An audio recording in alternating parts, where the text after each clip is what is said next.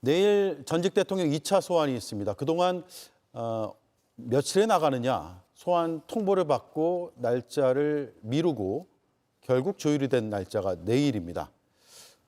지난 1차 소환 때 조사받고 나가는 길에 기자들의 질문이 있었는데 아무 말도 하지 않았습니다. 그 모습 보겠습니다.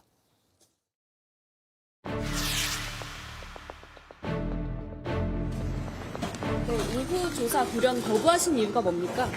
검사실은 피의자가 조사자 선택할 수 있게 해주셨습니까? 김건희 여사도 그 소환 조사 수순인데 어떻게 생각하십니까?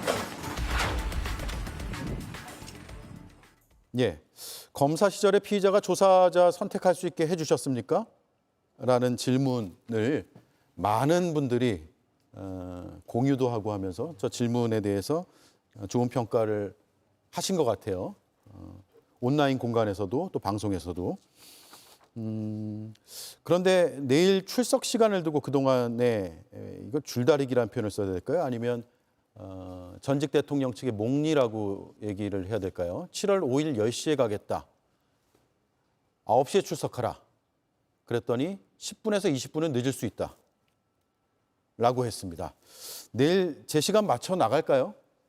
그렇지 않을 것 같습니다. 그러니까 보통 통상적으로는 통보한 그 시간보다 10분, 20분 먼저 나와 있는 게 지금 피의자의 자세일 겁니다. 국민들이 원하는 것도 사실은 그러할 겁니다. 그러니까 본인이 잘못을 인정하고 국민들께 사과하고 절절하게 그러한 부분들에 대해서 본인이 인정을 해야 되는데 이런 것들이 지금 일절 없습니다. 그렇다 보니까 오히려 특검 자체를 지금 신뢰하지도 않고 있고 그리고 수사기관들 자체가 당신들이 나를 과연 수사할 수 있어? 이렇게 약간 위에서 아래로 내려보는 듯한 그런 모습을 여전히 하고 있어요. 그래서 본인이 검찰총장 출신이긴 하지만 이 과정에서 법치주의 자체를 무너뜨리고 있다. 혹은 만인이 법 앞에 평등하다라고 하는 이 원칙이 지금 형해화되고 있는 것 아닌가라는 생각이 들고 그럼에도 불구하고 국민의 열망과 또 국민의 열망에 의해 탄생된 정부에 의해서 또 이 의회에 의해서 탄생된 특검이니만큼 저는 윤석열 전 대통령에게 저렇게까지 끌려다니는 건 안 된다고 생각합니다.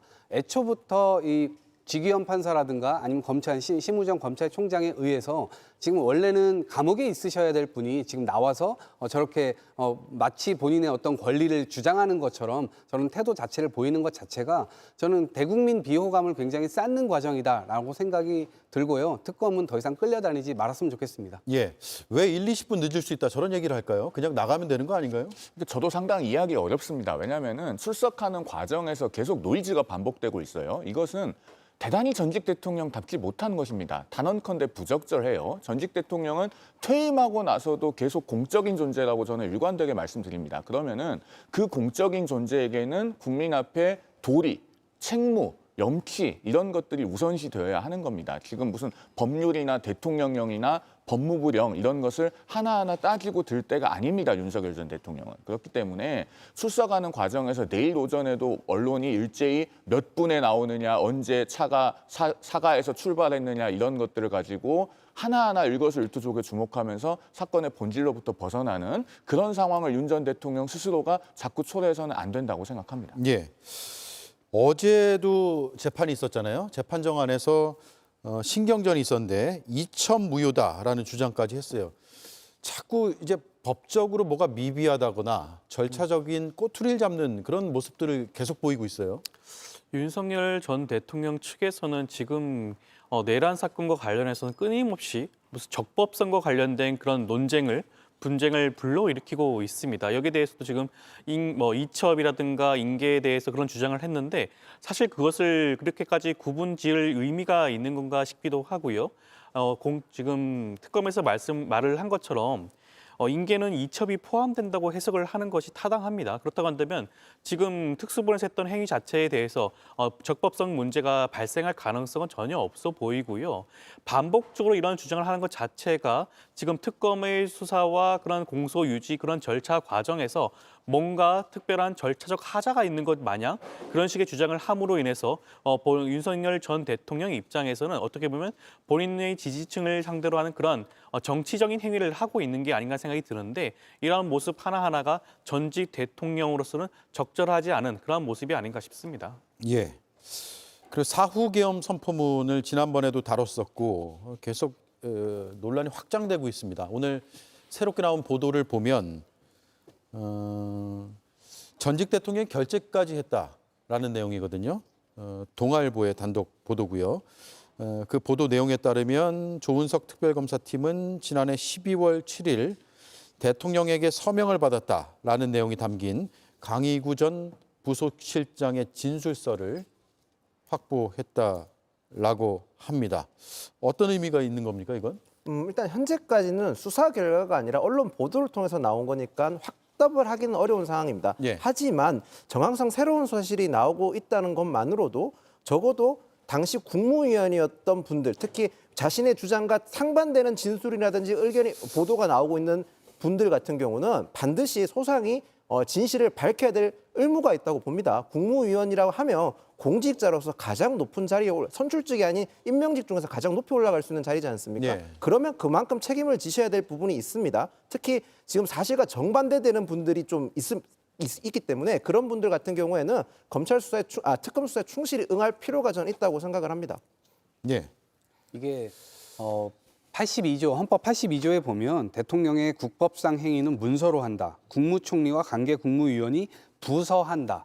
군사에 관한 사항도 그러하다. 이렇게 적혀 있습니다. 그런데 계엄을 했음에도 불구하고 어떤 문건도 남아있지 않고 회의록도 없고 거기에 부서한다고 사인을 해야 된다라고 하는 명백한 조항이 있는데 사실은 그 부분에 대해서 처음부터 신경 쓰지 않았던 것 같습니다. 그리고 지금 한간에 많은 사람들이 의심하는 것은 12월 3일 날 계엄을 했지만 12월 4일 날 안가에서 대통령의 법률 참모들이라고 할 수 있을 만한 민정수석, 행정안전부 장관, 이런 분들이 법무부 장관 이런 분들이 모여가지고 본인들이 그냥 안부 전하고 연말이니까 뭔가 신세한탄하고 이런 얘기했다고 헤어졌다고 했는데 그 자리에 이 법률 비서관도 참석을 했다고 합니다. 그럼 그런 분들이 도대체 모여서 무슨 얘기를 했겠습니까? 실제로 본인들이 해명한 대로 정말 신세한탄하고 그렇게 끝냈을까요? 전 당연히 그렇지 않았을 것이라고 보고 그러면 본인들의 어떤 적법하지 못했던 절차적 문제 이런 것들에 대해서 다시 검토했을 가능성이 있고요. 아까 표에 보니까 그래서 5일 날 결국 이 문제를 과연 있냐 확인을 하고요. 다시 이걸 만듭니다. 그러는 과정에서 대통령도 결국 사인을 했는데 추후에 이것이 문제가 될 것 같아서 이 한덕수 국무총리가 이거를 없애자라고 얘기를 합니다. 결과적으로 증거 인멸까지 저는 굉장히 큰 이 죄목으로 들어갈 수 있다라는 생각이 들고 처음부터 이것이 절차적으로 준비도 안 된 상태로 그냥 이렇게 민주주의 자체를 형해화시키는 이런 독재 국가로 가는 그런 행동들을 저렇게 계획도 없이 했을까? 정말 참담한 수준입니다. 예. 결재도 했다라는 게 보도의 취지고 또 폐기에도 관여됐을 가능성도 있다라는 여러 이야기들. 물론 이제 특검에서 정확하게 사실관계를 지금 브리핑한 건 아니고요. 언론의 취재를 바탕으로 한 내용들인데 이걸 전제로 한다면 법률적으로 어떤 문제가 있는지가 첫 번째 궁금하고 또 수사 방향적 측면에서 보면 이른바 내란 혐의의 피의자들이 더 늘어날 수 있는 건지도 궁금하거든요. 법률 전문가 두 분이 한번 짚어주시죠. 일단 저 문서를 직접 만든 분들은 증거 위조죄에 해당할 수도 있어요. 왜냐하면은 이 비상계엄이라고 하는 것을 불법적으로 했고 그 적법한 절차를 거치지 않고 위헌적으로 했고 그것이 내란 행위의 수단이 되었다고 했을 때 그 계엄을 선포하는 데 관계된 문서를 사후적으로 작출을 했다고 하면은 그것은 형사상 증거 위조죄에 해당할 여지가 있습니다. 그리고 윤 전 대통령은 증거 위조 교사에 해당할 수도 있어요. 물론 이 부분은 특검의 수사를 통해서 정확히 가려봐야겠습니다만 그리고 저 타임라인에서 제가 주목하는 것은 강희구 전 부속실장이 12월 7일에 윤 전 대통령의 서명을 받았다고 진술했다는 그 날짜입니다. 예. 12월 7일. 전날은 국회에서 1차 탄핵소추안이 부결된 날이기도 하고 그날 오전에는 윤 전 대통령의 2분짜리 대국민 담화가 있었던 날이죠. 예. 그런데 그 전날에 뭐가 있었냐면은 한동훈 전 당시 국민의힘 대표가 윤 전 대통령을 들어가서 만나서 이른바 3사령관에 대한 즉각적인 인사조치를 요구합니다. 그리고 한동훈 전 대표의 책에 보면은 윤 대통령이 그 자리에서는 그걸 수용하지 않았는데 본인이 나오고 나니까 30분 뒤에는 결국 여인영 방첩사령관, 곽종근 특수전사령관, 이진우 수방사령관 이런 사람들을 보직 해임했다라고 하는 내용이 적혀 있죠. 그러면은 한동훈 당시 국민의힘 대표가 윤 윤 당시 대통령을 찾아가서 이 3사령관에 대한 인사 조치를 적극적으로 요구하지 않았다면 정말로 그 당시 한간에서 우려하던 어떤 2차 계엄의 시도 가능성이라고 예. 하는 것이 제로가 되지는 않았을 수도 있지 않겠는가라고 하는 것을 추론해 볼 수 있게 하는 대목이 저 12월 7일이라고 하는 날짜라고 저는 생각합니다. 예, 날짜의 의미가 있어 보이네요. 이 1차 탄핵 소추안이 올라가다 부결된 바로 그날이잖아요. 네, 그렇습니다. 일단 우선 저기 법적으로 좀 더 말씀을 좀 드리면 지금 문서를 지금 만들고 난 다음에 이걸 파쇄까지 하지 않았겠습니까? 그 자체를 따져보게 되면 공용 서류를 손상시킨 그런 혐의가 적용될 여지도 있어 보이고요. 서류가 만들어진 그 순간 이 자체는 대통령 기록물로 볼 수도 있습니다. 예. 그렇다고 한다면 대통령 기록물 관리법과 관련된 위반 사항에도 해당될 여지도 있을 것으로 보여집니다. 그리고 이 파쇄 과정이 중요한 것으로 보여지는 것 중에 하나는 과연 한덕수 총리가 이번 비상계엄 선포와 관련해서 개입을 한 것이 아닌가라는 그런 의혹을 조금 더 보강할 수 있는 그러한 증거로 볼 수도 있을 것 같습니다.